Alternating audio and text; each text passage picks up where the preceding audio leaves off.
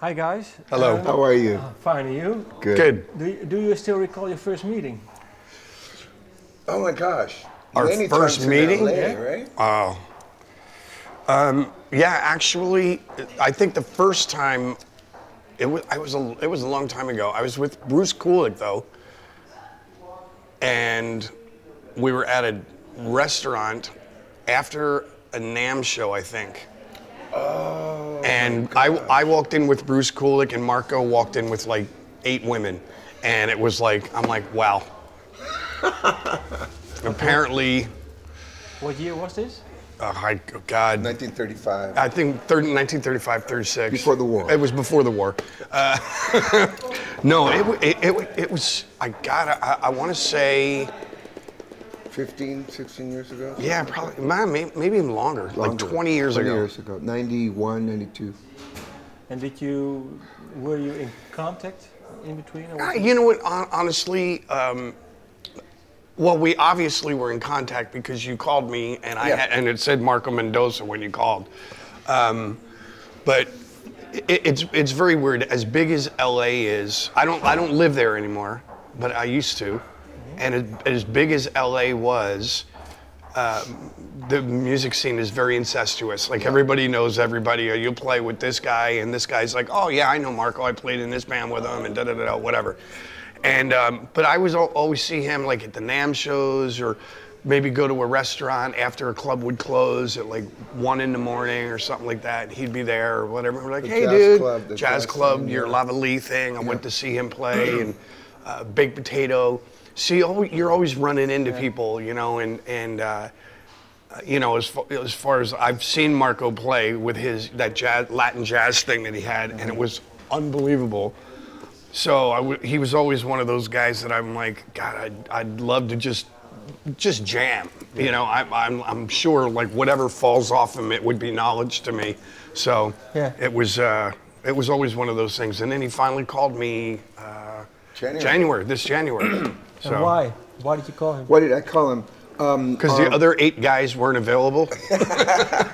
We went through, no, in all honesty, not because he's here, I've always been a fan.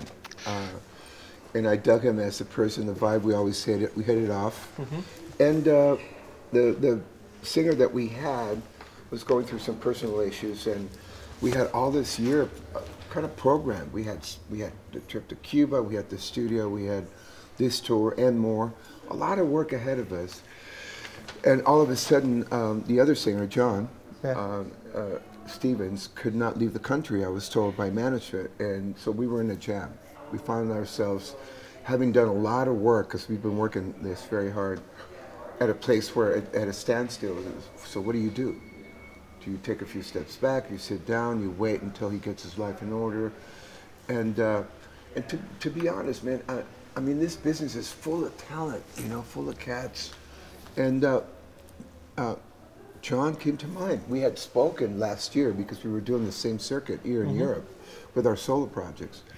And I've been following him a little bit, saw some YouTube stuff, like you do from time to time with friends. And so that was it. You know, I spoke with management, and they said, yeah, let's check him out. And they called me back and says, give him a call, please. You know, because we go through, it's a band, it's management, and so you got to get the green light. And they dug the whole thing. I gave him a call, left him a message. I think you were. I was on tour.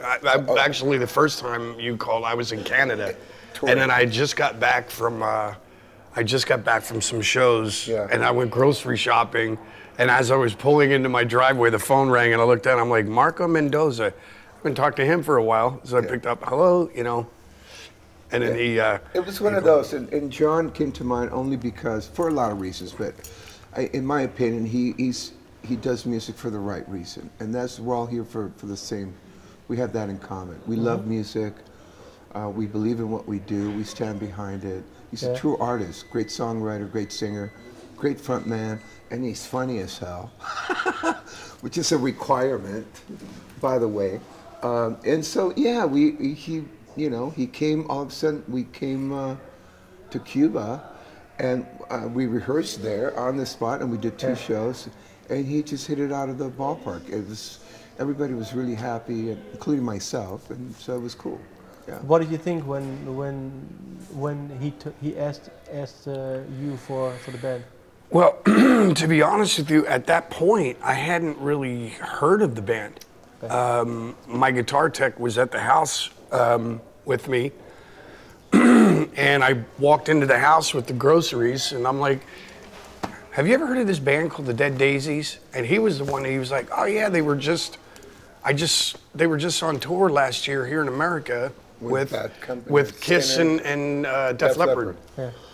And I'm like, okay, so I looked them up and I checked out some of the music and I'm like, wow, these guys it's cool stuff. And then I still wasn't sure though, because I have a band in America that I tour with, my own solo band, which has been picking up steam and doing very well. And I didn't want to derail that. Yeah. So it wasn't until after I talked with David Edwards, the manager, and he said, no, here's the deal.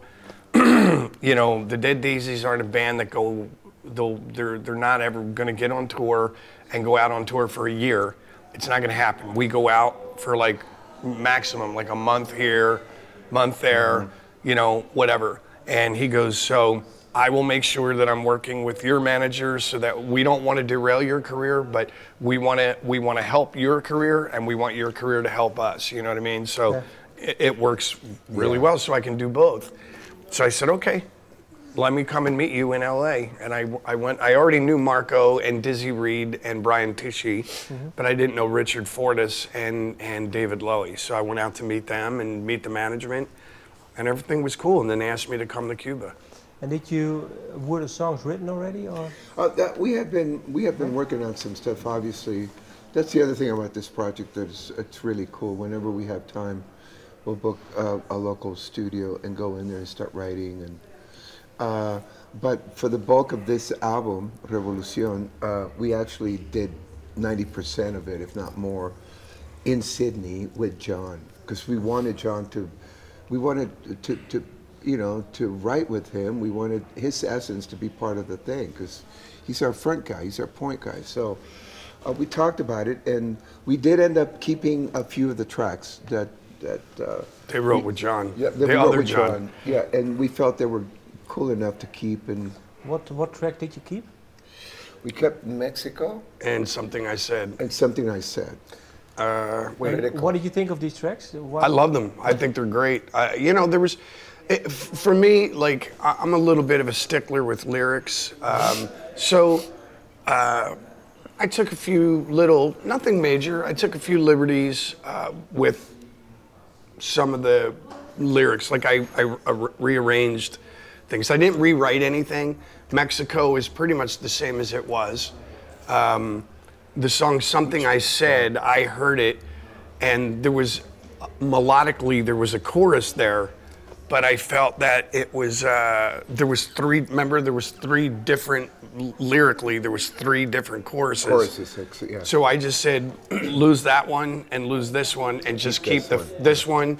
And then the last chorus, I kept part of the initial chorus, part of that one, and then the last half of the last chorus that John had written. And, you know, I think it works now. Yeah. You know what I mean? It's definitely a chorus that you can sing along to. Yeah.